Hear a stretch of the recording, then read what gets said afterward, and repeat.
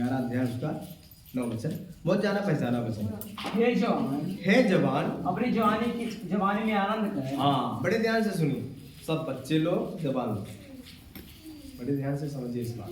Bible कहती है हे जवान अपनी जवानी के दिनों में आनंद कर, और अपनी जवानी के दिनों में मगन रहे। और अपनी जवानी के दिनों में मगन रहे। अपनी मनमानी कर, अपनी मनमानी कर, अपनी मर्जी से चल, जो तेरी मर्जी कहती है तू कर, ठीक है, अपनी मनमानी कर, ठीक है, लेकिन आगे और अपने आंखों की दृष्टि के अनुसार, और अपनी आंखों की दृष्टि के अनुसार चल, परंतु ये जान रहा है, परंतु ये जान रख कि इन सब बातों के कि विषय, इन सब बातों के विषय परमेश्वर तेरा न्याय करेगा। Hallelujah, hallelujah. आज जितने भी बच्चे माँ बाप को धोखा देते हैं ना, जितने भी बच्चों को ये लगता है कि हमारे माँ बाप नहीं जानते हैं, हम कुछ भी गलती करते रहेंगे, जो मर्जी है करते रहेंगे, उनकी आंखों में धूल झोंक रहे हैं।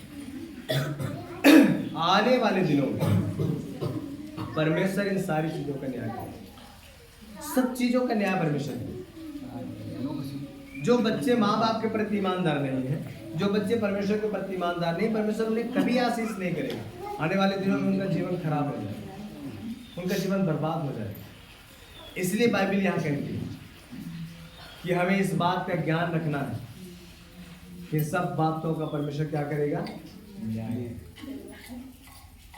इस सब बातों का परमेश्वर न्याय। और आगे अपने मन से खेद, हाँ? और अपनी देह से दुख दूर कर, हाँ? क्योंकि लड़कपन और जवानी दोनों व्यर्थ है। हाँ, अपने मन से सारी निराशाओं को, सारे दुखों को दूर करना है, क्योंकि ये लड़कपन और जवानी दोनों बेकार हैं, चली जाएंगी, एक दिन खत्म हो जाएंगे और जीवन बर्बाद हो जाएगा। इसलिए हमें पूरी तौर से परमेश्वर पर ध्यान देने की आवश्यकता है और जरूरत है। और आगे पढ़ो 12 का 1 पढ़ो।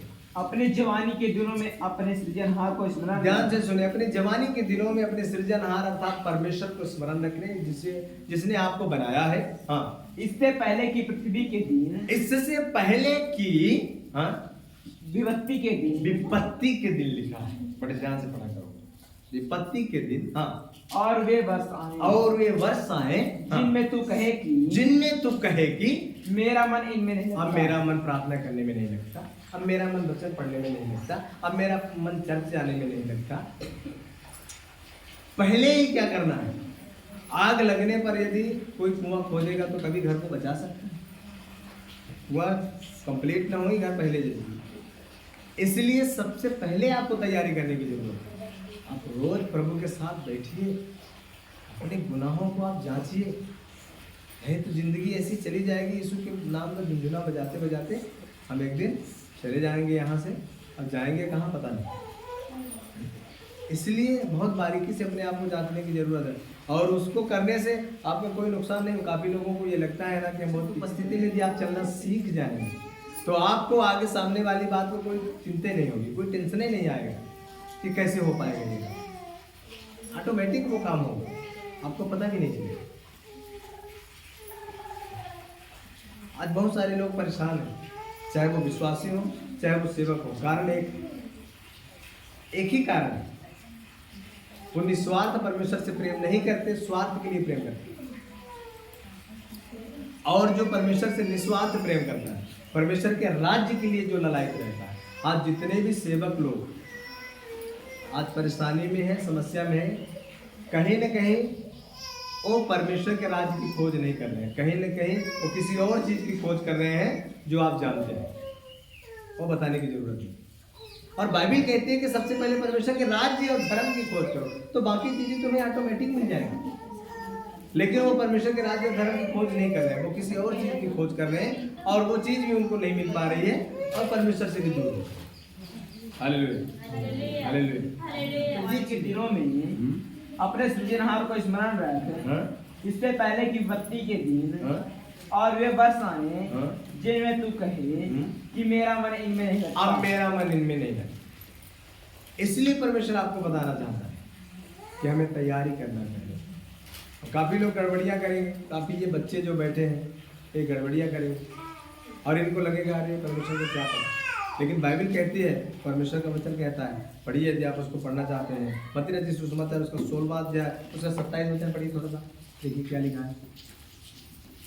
मनुष्य का पुत्र हाँ, अपने स्वर्गदूतों के साथ ध्यान से सुने, मनुष्य का पुत्र अर्थात प्रभु यीशु मसीह अपने स्वर्गदूतों के साथ अपने पिता की महिमा में आएगा। अपने पिता की महिमा में आएगा। और उस समय वे हर एक को, वे हर व्यक्ति को, हर प्राणी को, हर एक जन को, हाँ, उसके कामों के अनुसार प्रतिफल देगा। उनके कामों के अनुसार प्रतिफल देगा। Hallelujah, hallelujah, hallelujah, hallelujah. Hallelujah.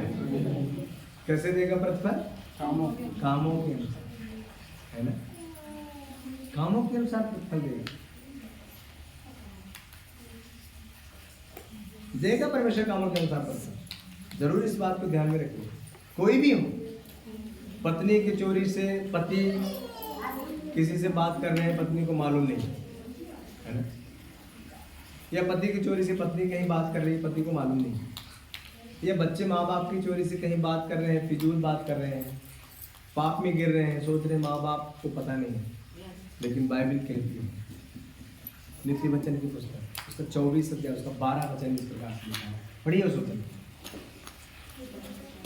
यदि तू कहीं हाँ, कि देख, हाँ, मैं इसको जानता ना, देख मैं इसको जानता ना था। यदि आप ये कहेंगे मुझे पता ही नहीं था कि ये करना गलत है, तो क्या ये चीजें नहीं दिखाई जाएगी कि तुम्हें बताया गया? आगे, तो क्या मन का जांचने वाला हाँ, इसे नहीं समझता? हाँ, यदि हम और आप ये कह दें कि मैं इसे जानता ही नहीं था कि ये पाप है, तो क्या मन का जांचने वाला इसको नहीं समझता? क्या वो नहीं जानता कि तुम जानते थे लेकिन तुमने जानबूझ के किया, है ना? और आगे, क्या तेरे प्राणों का रक्षक, क्या तेरे प्राणों का रक्षक इसे नहीं जानता? इसको नहीं जानता? और क्या वह हर एक मनुष्य के काम का, क्या वो हर एक मनुष्य के कामों का फल उसे ना देगा? फल उसे नहीं देगा? Hallelujah, hallelujah. बड़े ध्यान से इस बात को समझिए, वो आपके कामों का फल देगा, जरूर देगा। कुछ भी करो आप, चोरी चोरी, चुपके चुपके, कुछ भी करो, वो देगा। इस बात को ध्यान में, आशीषें तो नहीं मिलेंगी, प्लस जिस चीज के लिए प्रभु यीशु मसीह इस दुनिया में आए कि आपको अनंत जीवन दे, वो भी आपके हाथ से छूट जाएगा। तो इसलिए परमेश्वर के साथ एक अच्छा रिश्ता बनाइए, एक अच्छा गहराई में जाइए। बाइबल के अनुसार चलने वाले जो लोग हैं, समझ रहे हैं, उनके लिए कोई भी बात मायने नहीं रखती।